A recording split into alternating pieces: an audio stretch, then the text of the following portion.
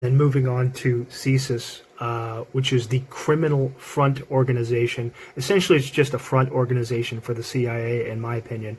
And you can see the logo for the Canadian Security Intelligence Service, CSIS, has the crown. That crown symbolism that you see all around, again, associated with Masonry, and of course associated with the royal family, because of course they control this country like so many others. As well as, of course, the UK and Australia, New Zealand. Technically, they don't control the United States, but I mean, realistically, what we have emerging is a one-world communist government. And, of course, the crown symbolism right there with CSIS explains a lot with regards to why this organization is responsible for placing law-abiding Canadian citizens who are whistleblowers, truth speakers, or people who express dissident views on watch lists to be targeted, harassed, stalked, and basically have their lives ruined. And that is what this organization does. And then you see the symbolism again, Masonic symbolism, also the crown, also associated with, of course, you know, the royal family. And these are the criminals who run the show. But again, you can see their representation there. Again, on the Ottawa police cars, you can also see the crown symbol. So they are representatives of this criminal regime. And yeah, that's the Canadian Security Intelligence Agency, CSIS, are responsible for setting up these criminal harassment campaigns against law-abiding Canadian citizens. CSIS does not do anything legitimate. It does not do anything like what it says it does with regards to deterring terrorism, because the entire operation is predicated around lies and deception. If we go back and you look at the whole situation with 9/11, which was used as an excuse to bring in all these measures where they just randomly put law-abiding citizens on watch lists and label them terrorists, well, 9/11 itself, look at all the deceit there. And they've used this disgraceful deceit as a justification to enact tyrannical measures to harass and stalk law-abiding Canadian citizens. Let's take a look at some of the criminals who run this operation. And the man in this picture here that you can see is CSIS Director David Vignal. And he is the main criminal who has been inserted into a position of authority to coordinate this criminal organization, which lies about basically everything it does, and which is responsible for placing people on watch lists, law-abiding Canadian citizens who have committed no crime, on watch lists to be criminally harassed and stalked, to be workplace mobbed, to have people around them slandering them. And he also utilizes local law enforcement agencies wherever these targets live, to harass them, stalk them, while hiding behind plausible deniability. So the law enforcement agencies regularly try to hide behind plausible deniability by setting up fake acting skits, pretending that they have to arrest someone everywhere the person goes for plausible deniability. It is set up that way. And yeah, this is the criminal sociopath who is responsible for CSIS. And it's interesting, as I said in a video previously, I sent a Freedom of Information request to CSIS requesting that they let me know whether or not I have been in fact placed on one of these terrorist watch lists unjustifiably, simply for speaking the truth. And to this date, they still have yet to respond to it. So they ignored my Freedom of Information request. So how legitimate is this agency? And you can see there's no transparency whatsoever with what they're doing. If what they were doing was legitimate, they would be open about these things and they would answer a Freedom of Information request. They have completely ignored it. This man is a disgraceful criminal who is unfit to be in his position. He is one of the people responsible for criminal harassment of Canadian citizens who have done nothing wrong. I reiterate, this man right here, David Vignal, is responsible for the criminal harassment of law-abiding citizens who have been unjustifiably placed on these watch lists, to be criminally stalked and harassed by public servants and by people who he enlists, who his organization enlists and refers to as surveillance role players. in many cases, these people are lied to and told that they're doing a good thing by helping to assist with deterring crime. And so they're told that these are people who could potentially be threats. Now, these people haven't done anything wrong, haven't committed any crime.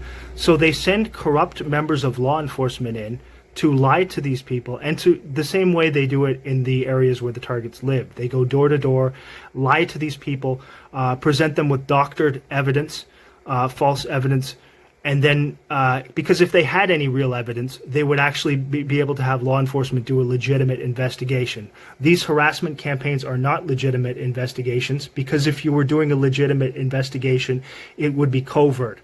But these harassment campaigns are overt to the target, but they're meant to be covert to others around. So again, deception, mass deception with CSIS, nothing but lies, and they have to use deception to carry out these criminal acts against people who have done nothing wrong.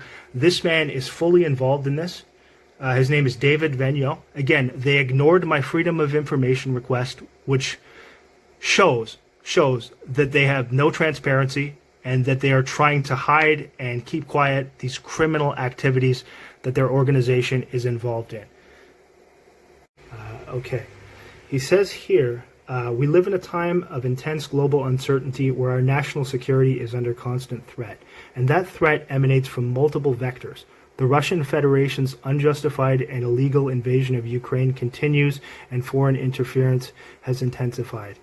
Now, if you look into that at all, much of that is being completely staged. Vladimir Putin is nothing more than a puppet. Zelensky is literally, no exaggeration, he is literally an actor. So they took an actor and put him into that role as the leader of that country. Much of what you see, if you look into, do some research on the Ukraine and see some of the videos that they try and censor, show that much of this is contrived and much of it is staged. And just like what is going on to some extent in Israel now, with Hamas being a creation of Israel themselves, all contrived. So what David Vigneault and CSIS are talking about here is using something that is another lie, another fake event, as a justification to increase these what he refers to as security measures.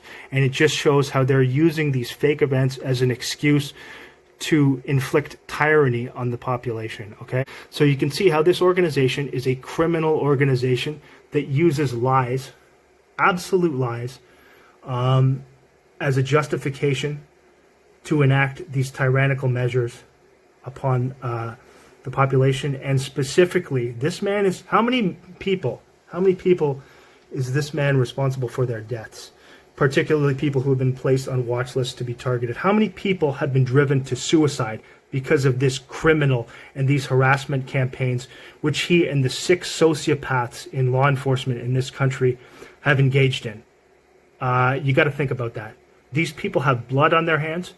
Everything they do is based around deception.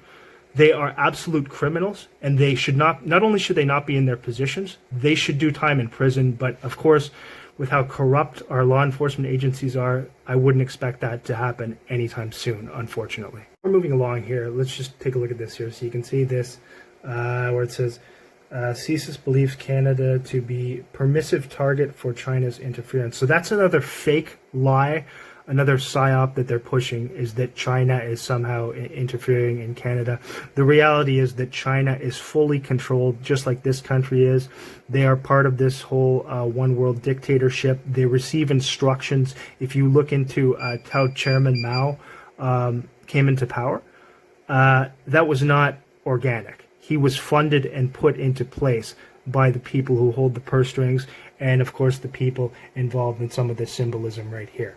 So to say China is simply a proxy state, they follow instructions, and they used it for many years as a testing ground to see how this whole communist dictator system would work before knowing that they were going to impose it worldwide. They wanted to test it out, and that's what China was used for. And again, they simply follow instructions. So this is all lies, what CSIS puts out. Pretty much everything CSIS puts out is a lie and an inversion of the truth. China is being used as a scapegoat. They do not act of their own volition. They do not have a sovereign government. They have puppets who have been put into place who follow instructions. That is a fact.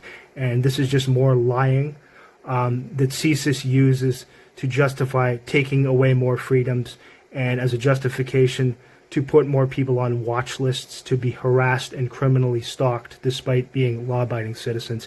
Everything CSIS does is predicated around deceit, lies, and manipulation. And for anyone who thinks that China is just doing any of these things of their own volition, or that they act of their own volition, or that Chairman Mao's rise was just some organic thing where he just, came up among the people. No, he was put into his position. And he was put into his position by these same criminal psychopaths who have worked to infiltrate every country on the planet and every country around, okay? So look at right here. Look at this picture. This is a picture of Henry Kissinger and Chairman Mao. You can see them shaking hands there, right? And a big grin on the face of that guy. I think, was that Gerald Ford, possibly? In the middle there? I think that might be him. Yeah, Kissinger and Chairman Mao. So take a look at that picture and just think. Do you seriously think that these people who pull the purse strings are going to have somebody like that just organically rise up? No. They put him into his position. And these other, everything else that is going on to destroy democracy and to bring about this one world government, put this murderous psychopath Mao into his position. And he had a specific agenda. He was told what to do. And with regards to all of the people who were murdered at his behest, he was only following instructions from these same psychopaths who have been responsible for bringing so much suffering and misery in the world, and hiding behind and hiding by saying that these countries are responsible. These are the people responsible. These are the people pulling the strings. People like this disgusting psychopath here. The people with the money. These are the people who are funding these dictators. They put these dictators into their place. The same thing with Pol Pot in Cambodia, who murdered 1/3 of the population under their communist regime. And again, the entire communist system brought about under Marx and Lenin. Look into their background. Look into who those people are. Again, here's Kissinger with the current president of China, the non-elected dictator of China, who was put into his position, just like Chairman Mao was. So you can see they've had control over that country for many, many years, and they just have their puppets in place, and China will follow instructions, and then the media will go out and say these things to present China as some sort of they're using them as a scapegoat, essentially. So they use them as a scapegoat. They say China is doing this, doing that, when in reality, the people who are really committing the crimes are, it's self-explanatory if you have any common sense and you look into this. So that's the same things happening today as when Mao was put into power. And Mao was put into power, make no mistake about it, with the plans of bringing about this one world government. But it was a long process, and it took many years, and they wanted to test it out before bringing it about worldwide. And so China was used for many years as a testing ground for that dictatorial system, which they are now slowly imposing. It's coming about very slowly. They can't do it too quickly. And there is obviously going to be some cataclysmic event that occurs that enables them to bring the military into many major cities with the excuse, it will be some pre-planned event, and the media will lie about it, and then they will use that as an excuse to bring the military in, and then that will be the start of what will essentially be a military police state. But they have to do it gradually, like everything, very, very gradually, so as not to arouse too much suspicion.